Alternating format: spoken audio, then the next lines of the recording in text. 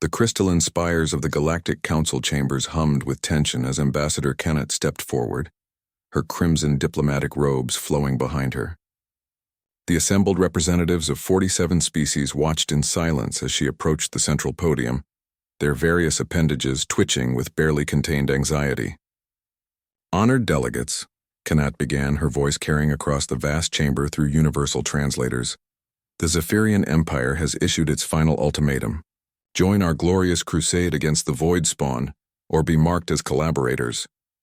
A cacophony of clicks, whistles, and mechanical sounds erupted from the assembled crowd. Fear was a universal language, and it spoke loudly in that moment. Elder Vorthak of the silicon-based crystalline consortium raised a jagged appendage. What of the humans? Surely Earth, with its military reputation, will lead the charge? Kennett's expression darkened.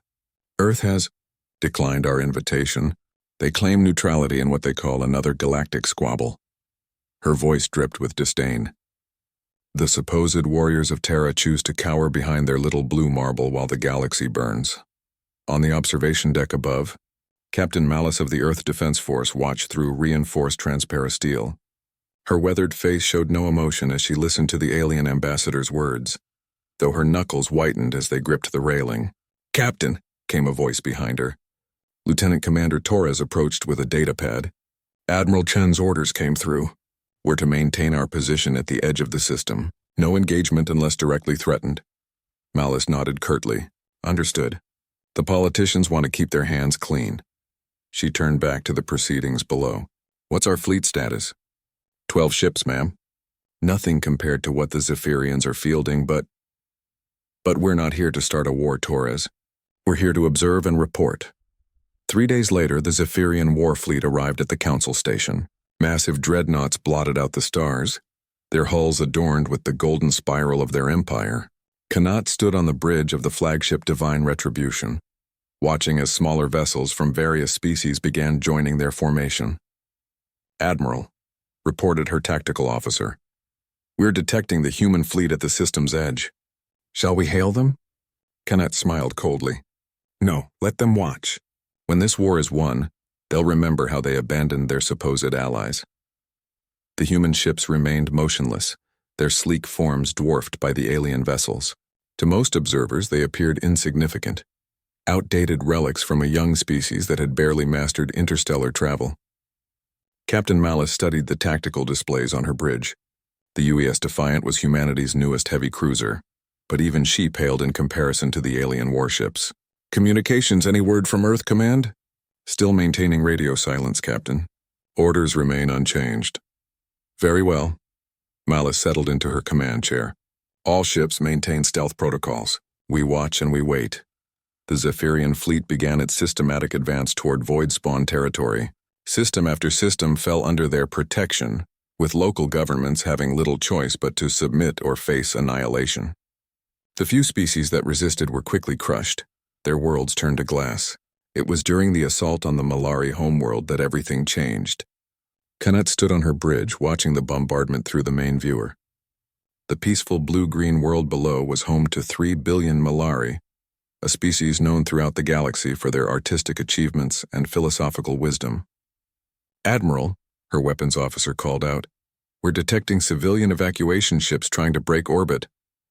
"Refugees," Kennett observed with clinical detachment. "Shoot them down. We cannot allow word of our methods to spread." The Zephyrian gunships opened fire without hesitation.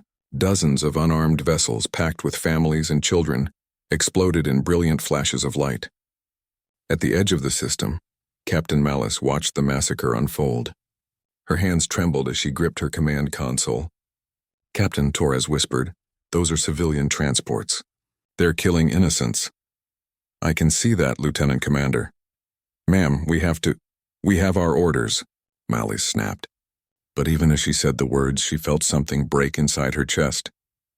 She thought of her own daughter back on Earth, safe in her classroom, drawing pictures of spaceships and alien friends. On the tactical display, another wave of civilian ships attempted to escape. The Zephyrian interceptors moved to destroy them. "All ships," Malice said quietly into her communicator. "This is Captain Malice, break radio silence. We are no longer observers." The human fleet dropped their stealth fields and accelerated toward the planet. 12 ships against a force of thousands. It should have been suicide. Kanat laughed when her sensors detected the human approach. So the cowards finally show their true colors. Tactical, prepare to...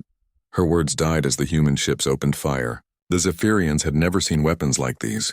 While other species favored energy beams and plasma cannons, humans had perfected kinetic warfare. Railgun rounds traveling at significant fractions of light speed punched through shields like they were tissue paper.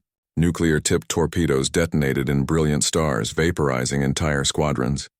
The UES Defiant carved through the Zephyrian formation like a knife through silk. Her particle beams, designed to counter shields, rendered enemy defenses useless. Behind her, 11 more human ships unleashed hell upon their enemies. Impossible!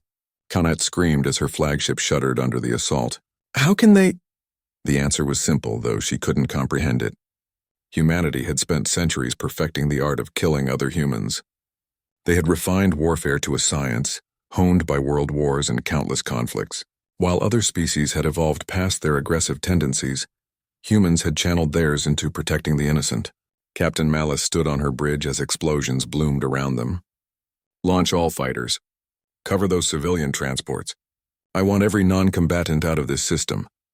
The human fleet fought with desperate fury, each ship taking on odds that would have made veteran Zephyrian commanders flee in terror. They didn't retreat when their shields failed. They didn't surrender when their hulls were breached. They fought until their weapons ran dry. Then they rammed their damaged ships into enemy dreadnoughts. In the end, only 3 human vessels limped away from the battle. But behind them, 200 civilian transports carrying millions of Malari refugees made it safely to hyperspace. Kanat's flagship drifted dead in space, its crew evacuated. As she sat in an escape pod, watching the human ships disappear into the void, she finally understood why Earth had refused to join their war. They hadn't been afraid of the void spawn. They had been afraid of what they themselves might become if they started fighting again. But some lines once crossed demanded retribution. Word spread quickly through the galaxy. Earth had entered the war. And they were not seeking conquest or glory. They were coming for justice. The real war was about to begin.